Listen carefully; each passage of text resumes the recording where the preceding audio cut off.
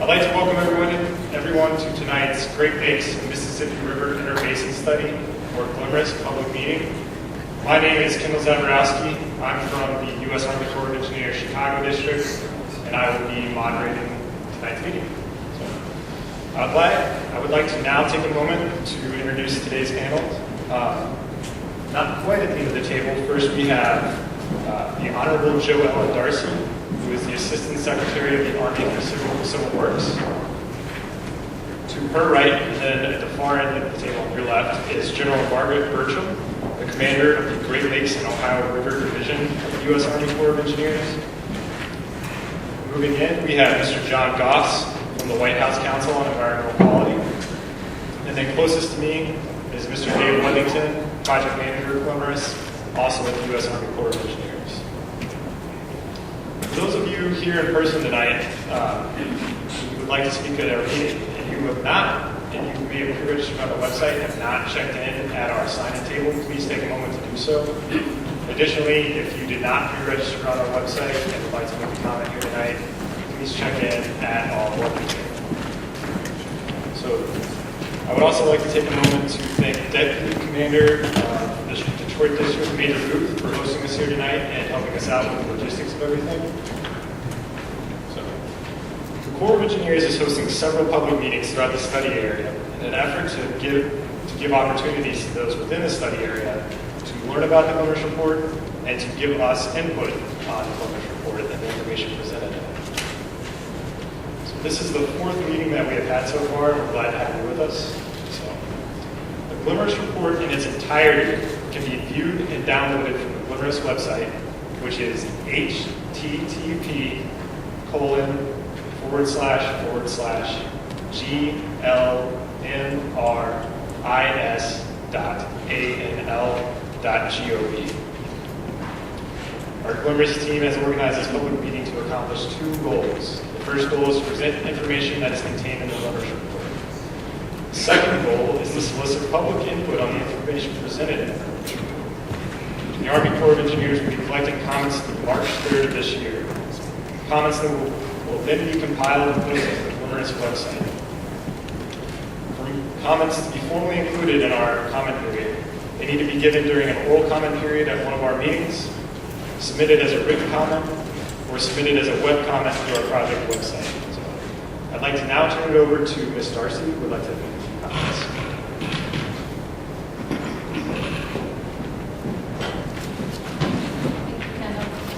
Thank you. And thanks everybody for being here. My name is Joella Darcy. I'm the Assistant Secretary of the Army for Civil Works. That means I'm the civilian overseer of the Army Corps of Engineers. And I'm glad to be here in Ann Arbor with all of you here today. I also want to recognize Senator Stabenow, who's joining us here for this public hearing today. If you don't know, you don't have a stronger champion in Washington than Senator Stabenow as far as the Great Lakes is concerned. She's a dedicated public servant to preserving this incredible resource.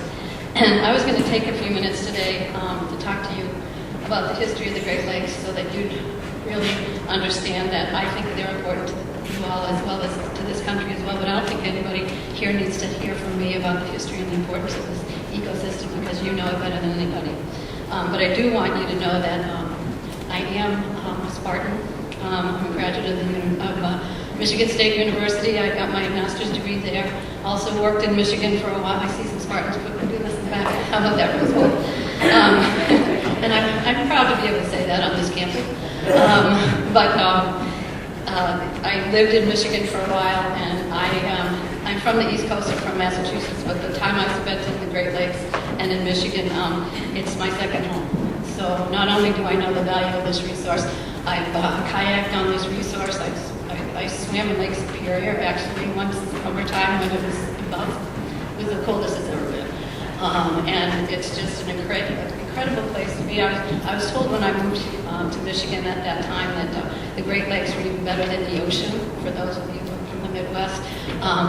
I haven't been convinced of that, but I have been convinced that there's this pretty special place to be and an incredible resource for us to protect. We've got technical people here tonight to explain to you what our study has found, to explain all of the alternatives that we discovered, and hopefully you'll be able to take from this study What we're trying to do is paint a picture of what we can do.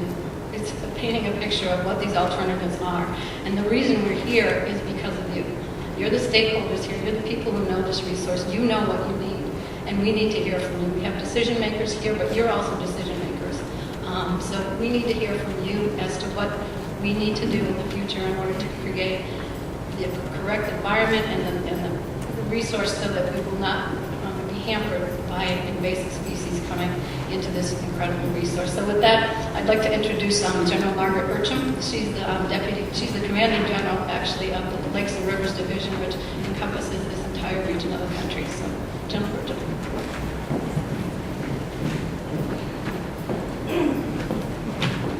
Okay, good afternoon, Senator, and ladies and gentlemen, members of the public. As was noted, I'm General Margaret Burcham, and I'm the commander for the Great Lakes and the Ohio River Division for the whole Corps of Engineers. And first off, I got to tell you, I'm a product of the Spartans, too. My parents met there as students many years ago. And I am, on behalf of all the Corps of Engineers, we're really honored to be here tonight to be supporting the nation's toughest engineering challenges. And I would say that we are also very excited to reach what is really the culmination of many, many years of really hard work battling this tough problem in the Great Lakes. I want you to know I'm very proud of the work that our team has done over these years. We're going to be presenting to you what we consider a really great and quality product that meets all the requirements that were posed to us through Congress.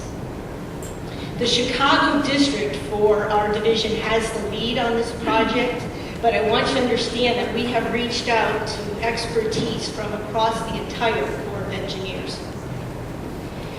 This project is going to, in its report, is going to start the discussion about what we can do to solve the problem of the movement of invasive species between the Great Lakes and the Mississippi River Basin.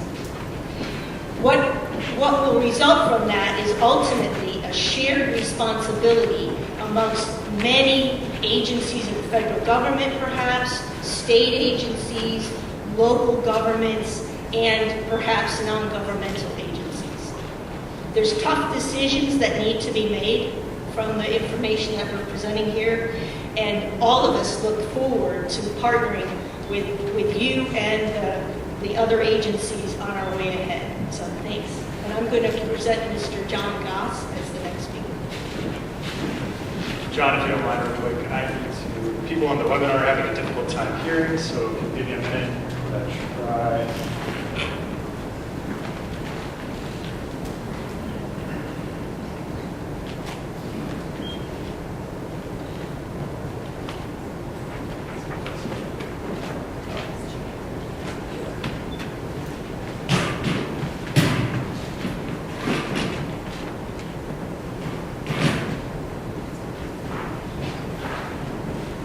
Test, somebody on the webinar, if you wouldn't mind responding. Is the sound any better for you guys?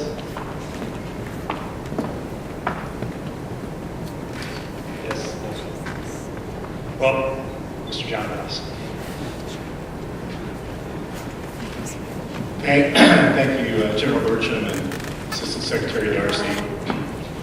Certainly the direct involvement of the head of the Corps of Engineers in the GLMRIS study is indicative of the commitment that you have from the people in Washington to reach out to the region.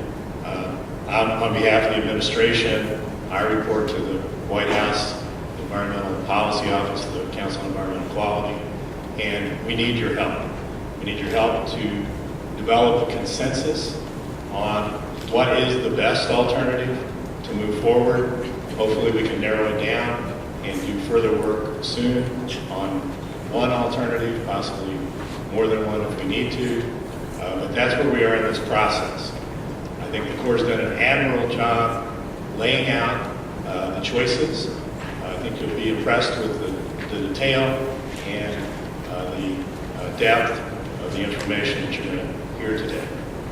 I would like to talk just for 3 or 4 minutes about alternative one, And alternative one assumes that we're going to continue the efforts that are currently underway to keep Asian carp out of the Great Lakes. For the past 3 years, I've had the privilege of coordinating a team of people from federal agencies in all Great Lakes states and people in the Chicago area who are working on a joint effort to make sure that we do not have carp getting through the Chicago waterway. And this project is funded through the Great Lakes Restoration Initiative and also base budgets from the Corps and from the Department of Interior. We have a 4-part strategy, which is creating an effective electric barrier. We're now working on building a 3rd electric barrier in the Chicago Ship Canal and constantly testing and improving its quality. We're doing extensive monitoring all over the area in Chicago, both south of the electric barrier and also lakeside and all around the Great Lakes. We're developing new control technologies for Asian carp, and then the GLMRIS study is looking at the long-term picture. We've continued to test, in addition to electric barriers, we're looking at possibilities for carbon dioxide, ozone, and other things that could be used to keep fish from entering a lock system. So when you hear about the GLMRIS lock today, think about there might be some other things that could be deterrents to keep fish from coming into those locks also. The commercial harvesting of bighead and silver carp down in the Illinois River continues. Illinois DNR and the commercial fishermen took out over 50,000 Asian carp in 2013 in that 25 to 30 mile stretch down there where the carp have moved up. We are going to continue this. There's no question that keeping the pressure off the barrier is very important. Not much in the discussion tonight, but I want to give you just a snippet. There were 18 other locations across the Continental Divide that we call the other pathways, possible connections at flood stage from New York to Minnesota, where we could have invasive species transferring in those spring flood times. The Corps completed an excellent risk assessment on those 18. 10 of them were rated low risk, 7 were rated medium, and 1 was rated high. The one that was rated high was in Indiana, my home state, where Eagle Marsh is the wetland connection between the Wabash River and the Maumee. And I'm very happy to report great progress on closing that connection. Sometime this year, we'll be announcing a construction project that will give us a divide here that's going to be very protected. And also in Ohio, we have 2 projects that are moving ahead with design to try to reduce the risk of any species transfer. There is a national Asian carp plan, Fish and Wildlife Service developed with help of all the states for the river systems. We have not been able to address that with significant resources to date, but we do have a network of organizations working on the Mississippi and Ohio River to come up with strategies for those states also. And I just want to mention, in addition to our Great Lakes states, because of the other half of this study is the Mississippi and Ohio River Basin, there are a total of over 30 states that are impacted by this study. Certainly the species that are in the Great Lakes today that may be or could be transferring if we do not continue our work on this project are a major concern for those other states. We have great bipartisan support in Congress on the Great Lakes. We need to extend that to the rest of the states that are impacted. And I want to conclude just reminding you of some Great Lakes success stories. Certainly sea lamprey control, started back in the 1950s, continues to keep an invasive species from taking over. We have the Great Lakes Water Quality Initiative. Many of you here, I'm sure, have worked on that. The Great Lakes Compact, which all the states in the Great Lakes banded together to protect our water levels and any diversions of our Great Lakes water. The Great Lakes Restoration Initiative in the past 5 or 6 years has been a tremendous focus, the resources, with support from the Obama administration and bipartisan support in Congress. And now we're down to Asian carp control. I want to put Asian carp control on that list for you to consider. It's going to take a very serious commitment from all of the states working together to develop a consensus to move forward. It will certainly not be easy to select the program that can be funded and that can be moved forward, but with your help, I'm confident that we can get there. So, thank you. Dave. Sorry, Dave.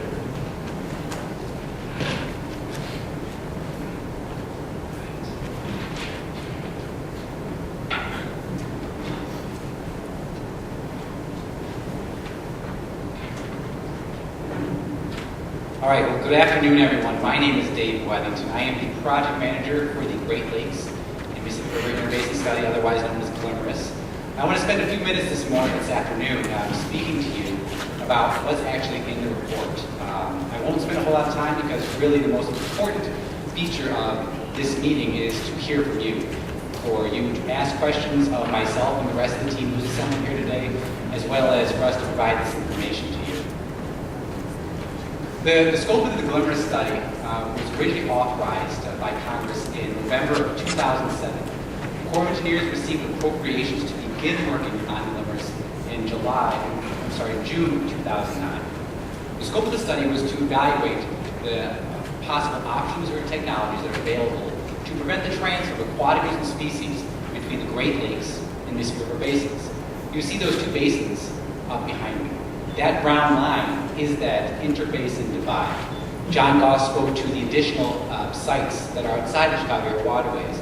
Those 18 pathways reside along that interbasin divide. The goals of GLMRIS were to, number one, Your phone is muted.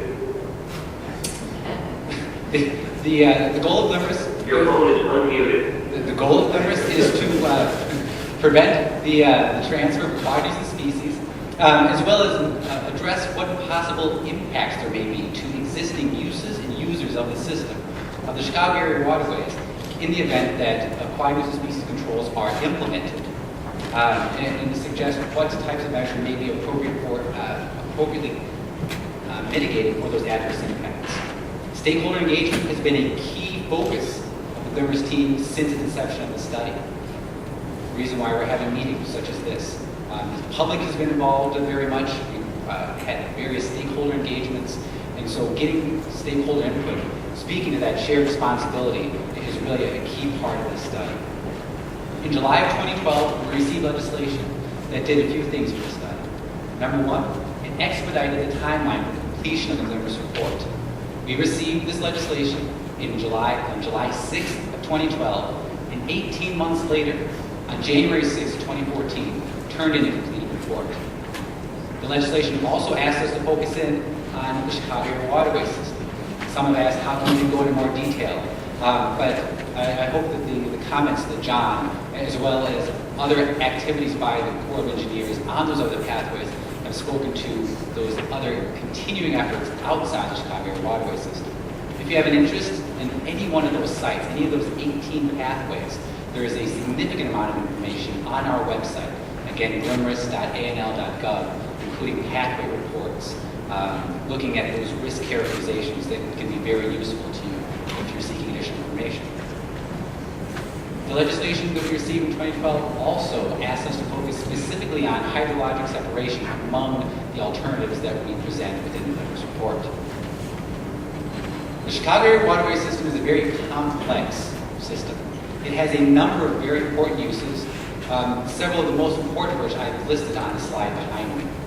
They include navigation, commercial cargo navigation, as well as recreational navigation, water supply and conveyance.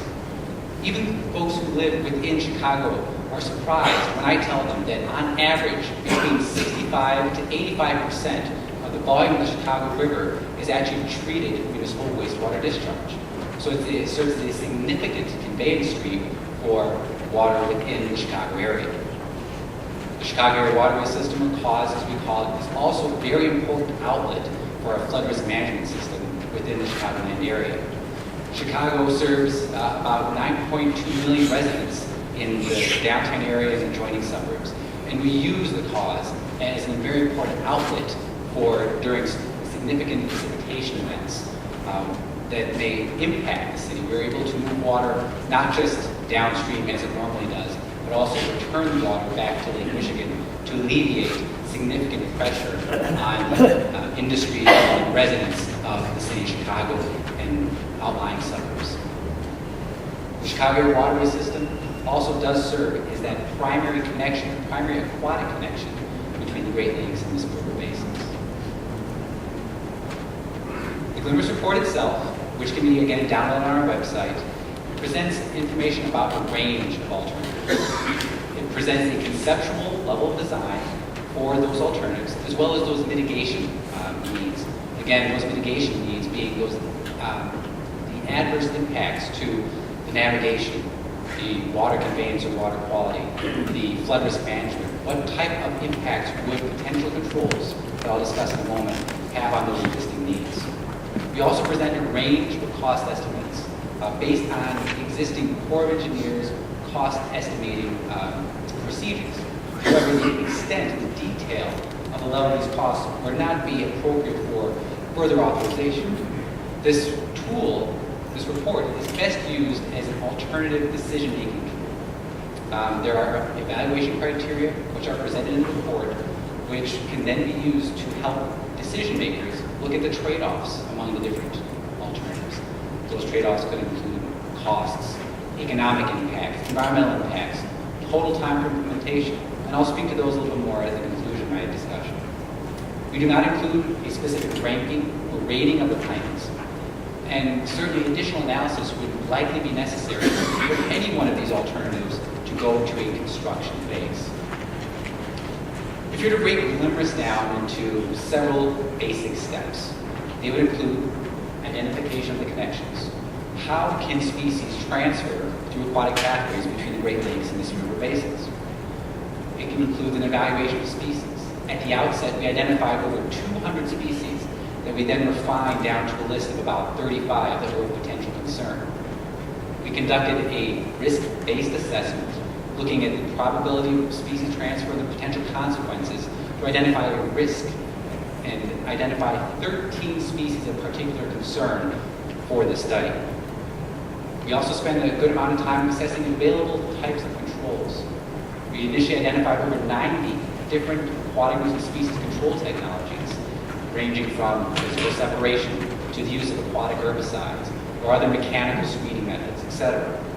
And we took that information and screened it down using expert input and public input. We took these three pieces of information, combined with the background information on economies within the Chicago Area Waterway System, as well as larger economies of, let's say, commercial fishing or recreational fishing within both the Great Lakes and Mississippi River basins, and took all this information and put it together to compile the GLMRIS report. This study book that hopefully everyone had the opportunity to pick out is an excellent tool. It's about 25 pages, and you can kind of use along to follow along with me as I continue the rest of my presentation. The GLMRIS report itself, this is not the report, the GLMRIS report itself is about 232 pages and has over 8,000 pages of additional information, technical appendices that will be very valuable to certainly certain interests. A little bit about some of the technologies that we discuss within the GLMRIS report. Some of these may be very familiar to you. Over on the right-hand side, you'll see a concept like a physical barrier that could be utilized to prevent surface waters from mixing between the Great Lakes and the river basins. Other technologies you might have heard of before, but we maybe took a little twist on them in the report, such as the electric barrier. The electric barrier itself is currently being utilized to control aquatic nuisance species, specifically Asian carp transfer up toward Lake Michigan.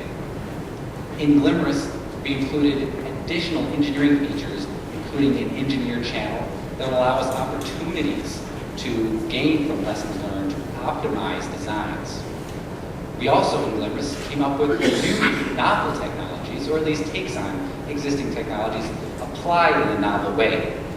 We came up with the concept of the GLMRIS lock, which is a flushing lock chamber, which helps get rid of those aquatic species of concern which may float within the water column. We use treated water, ANS treated water from aquatic nuisance species treatment plants to supply the clean feed for this lock system. I'm going to spend just a few minutes going over each of the alternatives and then conclude and turn it over to the important speakers in the room this afternoon, which are yourselves. You can follow along in the lower left-hand corner. I'll start with alternative plan number 1 and move on subsequently. The first plan within the GLMRIS report is the baseline alternative. We call it a no new federal action plan, but I prefer to call it the sustained activities alternative. This plan describes the baseline which would continue to be implemented in the absence of any new action as a result of this study. We call it sustained activities because there are many, many significant efforts that are currently ongoing, not only at the federal level, but at the state and local resource agency levels toward combating, toward controlling aquatic nuisance species. Core specific activities include operation, maintenance, and construction of electric barrier systems, as well as other research and monitoring activities that are helping to be funded by the Great Lakes Restoration Initiative. Each of these current activities acts as a baseline for us to essentially measure the additional risk reduction which can be bought, or which can be achieved by each of the following alternatives. Alternative Plan 2 is our non-structural control technologies alternative. These are very simple. Aquatic nuisance species controls do not require a specific structure to be built, to be implemented. For example, non-structural control technologies could include active management, such as the advanced fishing of Asian carp populations, or the identification of various certain aquatic invasive plant species, maybe in the advanced application of aquatic herbicides in those situations. They include methods such as education and outreach, or the promulgation of new laws and regulations. Education and outreach could include campaigns to stop aquatic hitchhikers via cleaning your boats and knowing not to dump bait buckets into open bodies of water. Successful implementation of all of these non-structural technologies is certainly a shared responsibility. We identified them within the GLMRIS report as good ideas, as best management practices, not to be necessarily implemented by the Corps of Engineers, but by those agencies and those resource holders who have the appropriate authority and the funding to implement them as a strategic way to control aquatic nuisance species.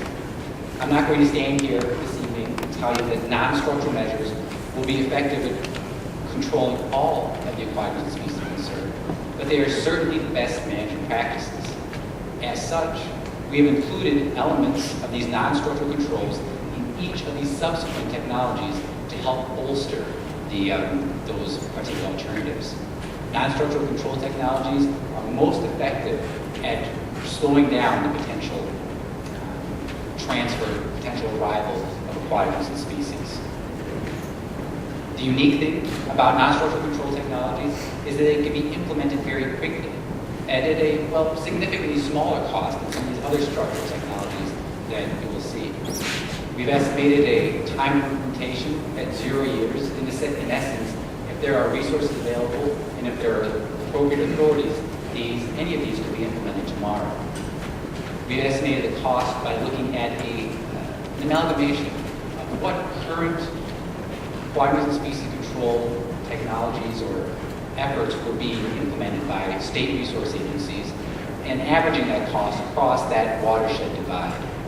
That 68 million may be high, it may be low, it might be right on. This is the best, any of the costs that are identified in this report are not necessarily for use for specific numbers, but are best used to compare among different alternatives. Alternative Plan 3, the flow bypass alternative, is the first of 2 technology alternatives that we discussed in GLMRIS. This alternative includes 2 bidirectional choke points that would be utilized and implemented to control the transfer requirements of species. As the title suggests, the flow bypass would include the rerouting of the volume of the river in 2 points behind you through an aquatic nuisance species treatment plant. This rerouting of the flow through the treatment plant would actively address and incapacitate all applicable aquatic nuisance species of concern. We would include with this alternative an adjacent navigational channel. This would allow existing use of navigation to continue within the Chicago Area Waterway System. We would implement a GLMRIS lock, that flushing lock system, which would be used to remove any floating aquatic nuisance species, bookended by a pair of electric barriers to prevent, in that engineered channel, to control fish species from going through those 2 checkpoints. Now, with this, as you may imagine, if you're rerouting the flow of the Chicago River, you have to have a plant that is sufficient to deal with the various flows. Or, conversely, you could build storage within the Chicago Area Waterway System to control for large precipitation events. Within the Chicago area, we have seen in the past 5 years approximately 3 or 4 different events that have met or exceeded a, quote, 100-year level storm. As such, we constructed infrastructure in GLMRIS to be conservative, if you will, to actively help us control species transfer. We constructed infrastructure to be able to stand up to a 500-year level event. The reason why we chose this level is that, again, we wanted to have our alternatives be as preventative as the initial legislation asked us to be. Because of this large amount of mitigation infrastructure which need to be constructed, we look at an approximate time of completion of about 25 years with an approximate cost of about $15.5 billion. The buffer zone alternative number 4, is the second of our 2 technology alternatives. This takes a little bit of a different take on aquatic species control. As opposed to having 2 bidirectional checkpoints where you have single points that are trying to stop all aquatic species of concern, we instead take that and we stretch it so that we bookend the Chicago Area Waterway System with one-way checkpoints. If you look on the map behind me, there are 3 spots along Lake Michigan shoreline, or adjacent to Lake Michigan, as well as 1 location down Brandon Road, which serve as those one-way checkpoints. This alternative also includes the introduction of 2 physical barriers within the southern part of the system. This combination of physical checkpoints as well as the one-way checkpoints bookending the CAWS helps us create a buffer zone. The buffer zone is unique in that area in between that you see shaded in white is controlled for aquatic nuisance species. It allows us to monitor for potential passage one way or the other for aquatic nuisance species, as well as allows us to continue to operate the system as it does today. During significant precipitation events, water can still flow both directions outside the Chicago Area Waterway System, because we imagine that the area highlighted in white would be able to have the only input be a precipitation input, and so water could still flow in either direction. The estimated time to completion for this, since there is less flood risk management infrastructure necessary, is approximately 10 years with a less cost of about $7.8 billion. Alternative Plan 5 is the first of our 2 hydrologic separation alternatives. In our two different hydrologic separation alternatives, we look at a lakefront and then a mid-system potential separation to look at the requirements for mitigation for each. In the lakefront scenario, you end up putting barriers at or adjacent to that interface between Lake Michigan and the Chicago Area Waterway System. As such, you are blocking off a significant flood risk management outlet for the Chicago and the surrounding suburbs. And so there's, again, a significant amount of flood risk management infrastructure which is necessary to be constructed as part of this alternative. To To this end, there are 2 large reservoirs which would help drive that time of estimated completion to about 25 years, as well as help drive that cost of about $18.4 billion. The second of the 2 hydrologic separation alternatives is the mid-system separation.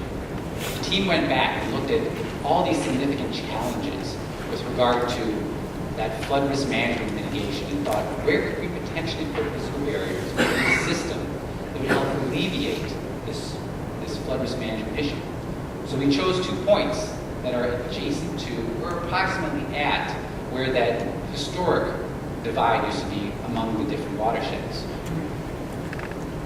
We placed barriers at 2 locations you see on the map behind me, and they successfully, for the most part, alleviated those flood risk management issues. However, if you place barriers at the middle part of the system, you open up the rest of the Chicago River from that point toward Lake Michigan into the Great Lakes environment. That part of the Chicago River has several important existing uses. Number 1, there are 2 significant water reclamation plants which discharge into that part of the system. Additionally, there are several hundred different combined sewer outfalls, which, although not on a regular basis, but occasionally will have flows that flow into the system. If you now open that part of the river into Lake Michigan, those waters become waters of the Great Lakes, essentially.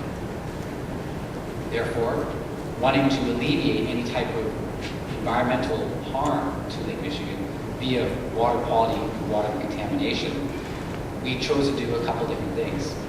First, we chose to reroute the effluent from those water reclamation plants and those pipes shown in green to points immediately downstream where the barriers are. Those alleviate the potential contaminant load into Lake Michigan, as well as allow water to continue to support the navigation mission downstream. I mentioned at the outset that water reclamation plant discharge, or that wastewater infrastructure, provides anywhere from 65 to 85% of that total volume. So if you remove those 2 water reclamation plant discharges from the system downstream, you would lose a significant volume of water, thus inhibiting or hindering, I guess, further the potential navigation issues that we've seen in the past couple of years. In addition, we include infrastructure that would capture those combined sewer outfalls during significant rain events and hold them so that that combined sewer water does not get into Lake Michigan. We've heard some questions about this particular scenario that I'd like to take a quick moment to address, and that's significantly with regard to the wastewater treatment infrastructure within Chicago. There's been some questions as to how come we instead don't just allow the water to go into Lake Michigan and instead clean it up to better water quality standards. If you were to take the water reclamation plant volume of water and clean it to existing Lake Michigan water standards, you would still be adding a significant load of contaminants into the Lake Michigan environment.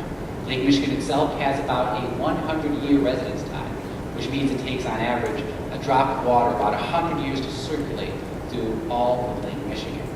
So if you were to introduce that significant contaminant load, which does not exist today, you'd be introducing a significant overall contaminant load to the Great Lakes body in general.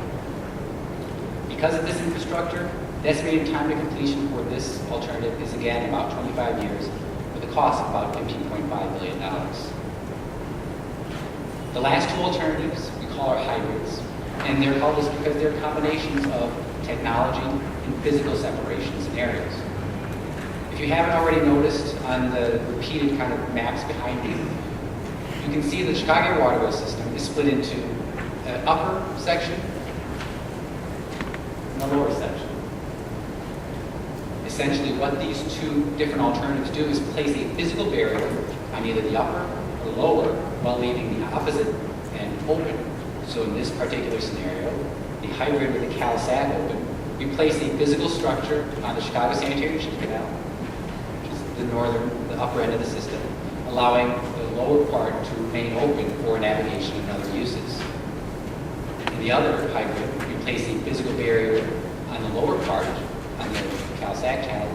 Chicago Sanitary Ship Canal movement. The two differences between the scenarios are the time to implementation is nearly the same. However, you can see there's a significant difference in cost because of the varying cost of mitigation for adverse impacts. For this particular scenario, the estimated cost is about $15.1 billion, whereas the cost for the CSC Open is about half that at approximately $8.3 billion. Now, there's a lot more really good information. I know I really glossed over these very quickly, but again, there are a lot of folks here today who want to speak, and so I want to make sure that we have the opportunity to have as many comments as possible. I have a couple more closing slides, and then we'll turn it over to you.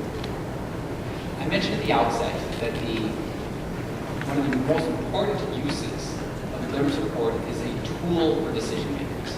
And to that effect, we have established evaluation criteria for decision makers such as yourself, members of the public, resource agencies, elected officials, could look at among various alternatives and evaluate what the differences may be, the costs, the economic impacts, the environmental impacts, and look at the stakeholder groups and what is most valuable to you. There will certainly be trade-offs among each of the alternatives. Those that are least expensive and could be implemented more quickly may not be as effective at controlling aquatic and species. However, there are some that are more effective but may take a much longer time and may be much more costly. So the decision is part of the conversation we're here to have today. Before I leave, before I conclude, I want to make sure we hit on a couple of things. Number one is the mitigation. If it hasn't been clear in the few slides that I've had behind me, is that the mitigation is a significant contributor to the overall cost and duration for all of these alternatives. I'm not going to stand here and tell you it's going to take the Corps of Engineers or anyone else 25 years to build a dam and waterway. What I will tell you, though, however, is it will take approximately 25 years to ensure that the residents of the city of Chicago and surrounding suburbs aren't adversely impacted by flooding, or we don't have significant environmental impacts on our significant natural resources, Lake Michigan and the rest of the Great Lakes, in that event. No matter what, there will also be residual risks with regard to any of these scenarios. There are ways for aquatic nuisance species to transfer outside the aquatic pathway. Each of the alternatives I just presented focus on controlling aquatic nuisance species within the aquatic pathway, within a waterway. Human-mediated transfer, I mentioned bait buckets, or the actual movement of aquatic nuisance species through the aquarium trade, or the bait trade, or for sale at market, are still significant vectors for potential aquatic nuisance species distribution. I did mention very briefly that there is a duration for implementation for each of these, which is significant, and there is a risk inherent in the fact that we may or may not be able to actually address and prevent these species, or at least control the species from transferring within the time allotted. In the report, we speak to adaptive management. There are varying levels that each potential alternative could be adaptively managed. We try and answer these two questions: does the control work as intended, and how easy is it, or how simple is it to change, reverse, or adapt this particular alternative in the event we learn new information. Finally, if I impart nothing else today, it's this final bullet, is that aquatic nuisance species control is a shared responsibility. Implementation of any one of these plans, or a number of the plans, really is a shared responsibility among a range of federal, state, and non-governmental stakeholders, including the public, such as yourselves. Any of these would require significant time and investment, and really the engagement by all of you here today and all of the stakeholders in this problem is really how we'll get to that strategic path forward with regard to aquatic and species control. This slide is a little bit dated. We actually have added 2 additional meetings for the public rollout. We have added a meeting in Erie, Pennsylvania, where it will be on Friday this week, as well as New Orleans, Louisiana, will be at the following Friday, January 31st. As Kevin mentioned at the outset, we do have a public comment period which is open through the 3rd of March. At any time, if you don't have the opportunity to make a comment here today, or if you think of something you'd like to add, please visit the website, glimris.anl.gov, and make a comment. Your voice is important. Stakeholder engagement, your feedback is how we will continue to have this conversation and continue to develop a pathway to that strategic control of aquatic species. With that, please do stay in touch with the study. You can email us at any time, follow us on your favorite social media,